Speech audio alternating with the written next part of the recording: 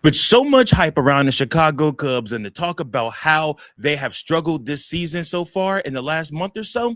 There have been rumors of fights in the clubhouse, people coming after Craig Counsell, players not getting along. Guys, we got to right this ship. And there's only one way that's possible. Three individuals have to step up offensively in order for this team to get back to where they need to be. Let's talk about it right after this.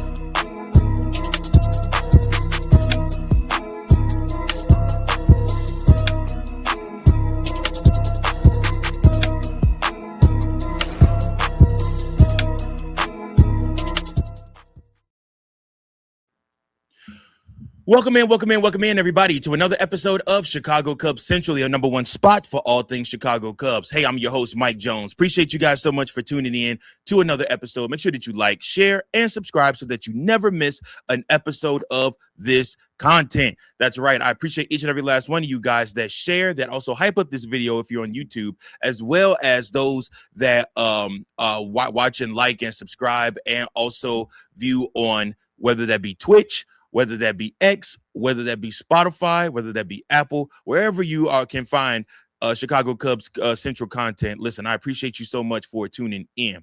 Now, with that being said, y'all, I said a lot at the beginning, and it's all very true. These are the rumors that are going around the Chicago Cubs right now. Rumors of clubhouse turmoil, rumors of some of the guys with fat contracts being called out for not playing well, rumors of PCA potentially coming after Craig Counsell. All this stuff will be revealed over the next couple of days into the next weeks.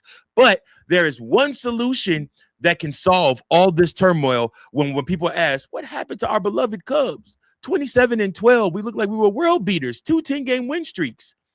Well, listen, things happen. It's a long season. Guys get tired of each other, and these guys spend a lot of time together, whether that be in the clubhouse, on the plane, on the bus, in the ballparks. They spend a lot of time together during the season. So again, it's going to be hectic at times. But one thing solves all of this. One thing in total: winning. Winning can solve all the Chicago Cubs problems. And these 3 players right here I'm going to list are the ones that need to step up and get it together in order for the Chicago Cubs to start really winning again. Now, again, we've seen some modicum of success. The Chicago Cubs did beat the Giants on Friday night after beating the Rockies the night before. So they are on a 2-game win streak, but we know the Chicago Cubs are able to do more than that. So how do we do it? Today's subject might make some people uncomfortable, but it's the conversation that needs to happen. Now, again, we've been having some very uncomfortable conversations here on the channel, and I want you guys to sound off below and give me your thoughts on this. So the Cubs spent much of the season looking like a legitimate playoff team. They had multiple win streaks, looked like one of the best teams in the National League, and at one point appeared ready to run away with the division. Then everything changed. And listen, you can talk as much as you want, but there are three players whose play you can directly tie to the Chicago Cubs' downturn of the season, and at least from the offensive standpoint. And we're going to list those today. Over the recent stretch, the Cubs have gone through one of the worst slumps in baseball. The offense has cratered. The pitching has regressed, and what once looked like a division-winning club is suddenly trying to figure out just how to stay in the playoff picture. Now, during the slump, the Cubs' batting average dropped from 258 to 213, while runs scored fell from 5.5 per game to just 3.5. The pitching staff ERA also ballooned at the same time from 3.75 to 5. Now, this isn't just about blaming 3 guys for everything that's going wrong. Baseball is a team sport. But if the Cubs are going to get back on track, these are the 3 players who absolutely must elevate their performance or risk maybe something worse happening. Now, let's start with the biggest name, the one that got signed this offseason, the one that everybody has talked about. Let's talk about Alex Bregman. When Jed Hoyer signed Alex Bregman to a massive $175 million contract, the expectation was simple: be the veteran star, be the middle-of-the-order anchor, help push the team towards October. Instead, Bregman is having arguably the toughest offensive season of his career. As of this week, Bregman owns just a 669 OPS with 5 home runs and 19 RBIs. He also leads Major League Baseball in runners left on base with 143. And here's the one thing I respect about Bregman. He ain't hiding from it. After another tough loss, he openly admitted, I've been terrible, taking responsibility for his struggles and acknowledging he needs to be better. Now, I'll tell you what, I'll give him kudos. That's leadership. But leadership only goes so far. The Cubs didn't pay Bregman $175 million to accept blame.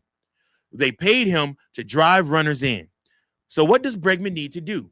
Well, first, stop trying to hit five home runs. Sometimes veteran players press when a team is struggling instead of staying within themselves. They try to become the hero every at bat. Sometimes veteran players, they just need to go within the flow of the game. The Cubs need Houston Astros version of Bregman, the guy who controls the strike zone, sprays line drives, and forces pitchers into mistakes. If he can't raise the OPS, start converting opportunities with runners in scoring position and become the run producer the lineup needs. The entire offense changes if he does this. Now, if he doesn't, the Cubs are going to have one of the most expensive underperforming contracts in baseball, and the middle of this lineup will continue to struggle in big spots. Bregman is very capable of coming out of the slump that he's in. Like I told you guys before, Dusty Baker, his former manager in Houston, said this is just how Bregman plays. He's going to come out of this slump, and he's going to hit the ball. Dusty said this. Former Cubs manager Dusty Baker said this with very much a lot of gusto about him. Like he really believes in Alex Bregman and knows what he's capable of being and doing. He doesn't believe that we've seen the last of Alex Bregman or the best of Alex Bregman in the Cubs uniform. And he believes that he is going to come out of this slump that he's in. And for his sake, for Alex Bregman's sake, I sincerely hope he does. And for the team's sake of this season, I really hope that he reverts back to Houston's version of Alex Bregman versus the version we've seen so far in the Chicago Cubs uniform. All right, player number 2. Look, we could beat a dead horse all day, but Dansby Swanson has been god-awful in a Cubs uniform this season from the plate. And nobody jumps into the comments. Yes, Dansby is defensive. His defensive prowess and what he does on defense is amazing. Nobody questions Dansby Swanson's glove. We've lauded since it happened how he helped the Chicago Cubs single-handedly clinch a trip to the National League Division Series against the Brewers by beating up on not beating up, but more so preventing the Padres from being able to score at Wrigley when he just took over with his glove. Nobody questions his effort. Nobody questions his glove. But the Cubs need more offensively from Dansby Swanson, especially during this stretch. One of the biggest complaints from Cubs fans lately has been an inability to deliver with runners in scoring position. I mean, even Dansby himself acknowledged recently that some of those struggles have become just mental stuff that he's going through. And that's an important admission because baseball is a confidence sport. When an entire lineup starts pressing, one bad at-bat becomes 2, 2 bad at-bats becomes 10. Suddenly, everybody is gripping the bat just a little bit tighter. But what does Dansby actually need to do to get better? Well, he needs to become a stabilizer. Dude's hitting out the 9-hole right now. Shorten the swing, use the middle of the field, take what the pitchers give him. The Cubs don't need Dansby Swanson trying to hit 35 home runs. They need quality ABs. Don't just go up there swinging and hacking at everything. They need a veteran who can stop rallies from dying. If Dansby gets back to being a consistent offensive contributor, the Cubs lineup immediately becomes deeper. Now think about this. Think about how many times Dansby Swanson could get on base. If he could just get on base half his ABs that he's taken this season. Next up is either Nico Horner or PCA, whomever is hitting a leadoff in the lineup. And if you're on base, those guys 9 times out of 10 are going to be able to help you produce more runs. Dansby Swanson, once he gets on base, is also a threat to steal. So you look at all of this and you say to yourself, this dude, if he can come through for the Chicago Cubs, he can help stop this collapse.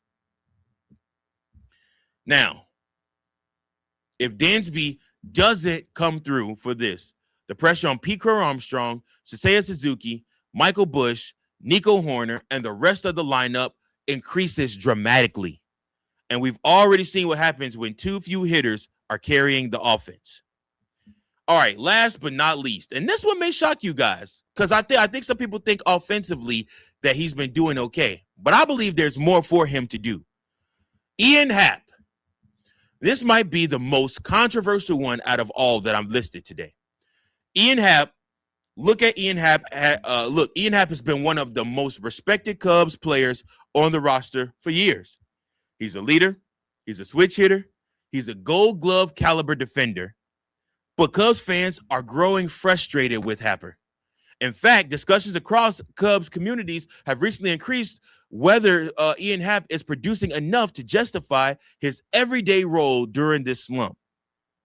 When Ian Happ is right, he's one of the best table setters on the team. He's working counts, drawing walks, getting on base, setting the tone, and also hitting home runs, which we have seen his home run intake output increase this season. I think, like I said, he leads the league. He leads not the league. He leads the team in home runs right now. PCA is creeping up behind him, though. But when he's struggling, the top of the lineup becomes significantly easier to pitch to, and so and the heart. And when he's not hitting leadoff, when he's in the heart of the order, him and Seiya Suzuki together, both of them not hitting, is terrible for the Chicago Cubs. The 1-2-3 easy outs make any rally stoppable. When he's struggling, everything changes. So what does Ian Happ need to do? He needs to get back to controlling at-bats. The best version of Ian Happ isn't necessarily the power hitter. It's the guy forcing pitchers to throw 6, 7, and 8 pitches every plate appearance. The Cubs' offense is at its best when Ian Happ is getting on base and creating opportunities in the middle of the lineup. Now, if Happ gets hot, the offense immediately lengthens. If he doesn't, the Cubs will continue putting pressure on PCA and Suzuki to create offense almost every night. Now, again, Ian Happ this season has been hitting in the heart of the order. It's usually him. It's usually Suzuki, then him. Like I said, with the move of taking Nico out of hitting in the heart of the lineup after his struggles. So again, the Chicago Cubs have had a lot of issues and a lot going on. But all this can change. All this can turn around. And it can happen very quickly. What you see now from the Chicago Cubs is that they've had a slump. They've had a bad parts of the season. But they also are due to begin to start heating those bats up again. And when the Chicago Cubs bats heat up, they can compete with anybody. Here's what's interesting. The Chicago Cubs' recent collapse isn't just about one player. It's not about one reliever. It's not about one manager. Craig Counsell recently said we didn't do enough after a disappointing loss. That's probably the simplest explanation for what's happening. The Cubs just haven't done enough. Not enough timely hitting, not enough execution, not enough consistency. But when you're looking for players who can help stop the bleeding, these are the 3 names I keep coming back to. Alex Bregman, Dansby Swanson, Ian Happ. If those 3 start playing like veterans they're capable of being, this team can absolutely get back into the divisional race. If they don't, the Cubs may find themselves watching October baseball instead of playing it. Listen, the Cardinals are still good. They're still playing good. The Pirates are still playing fairly decent. Cincinnati has kind of dropped a little bit, but the Cubs ain't far behind them. The scary part in all of this is that the Chicago Cubs could absolutely find themselves out of the divisional race. But the talent is there. The question is whether these veterans can find their game before it's too late. Now, let me know in the comments, which Cubs player do you think needs to step up the most? And as always, please don't forget to like, share, and subscribe so that you never miss any of the content we have here on Chicago Cubs Central. And please believe I didn't forget. Guys, every single time the Chicago Cubs win, we fly the W right here on Chicago Cubs Central. Listen, we have an opportunity to start stacking some wins. Let's get to it, fellas. Make sure you guys tune in, like, share, and subscribe so that you never miss an episode of Chicago Cubs Central. Until next time, go Cubs go. Peace. Thank you for watching another episode of Chicago Cubs Central, the #1 spot for all Chicago Cubs content. Remember to like, share, subscribe for more Cubs content.